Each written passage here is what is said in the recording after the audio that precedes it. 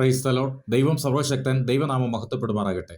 35 സങ്കീർത്തനം 4 വാക്യത്തിൽ ഇപ്രകാരം നാം വായിക്കുന്നു: എനിക്ക് ജീവഹാനി വരുത്തുവാൻ നോക്കുന്നവർക്ക് ലജ്ജയും അപമാനവും വരട്ടെ.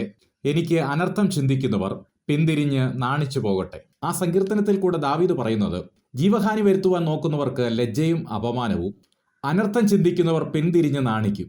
ജീവിതത്തിൽ വാദിക്കുന്നവർ ഉണ്ടാവാം, പൊരുതുന്നവർ ഉണ്ടാവാം, കുന്തമൂരി പിന്തുടരുന്നവരുണ്ടാവാം, കാരണം കൂടാതെ വല ഒളിച്ചു വെച്ചവർ ഉണ്ടാവാം, കള്ളസാക്ഷികൾ എഴുന്നേൽക്കാം.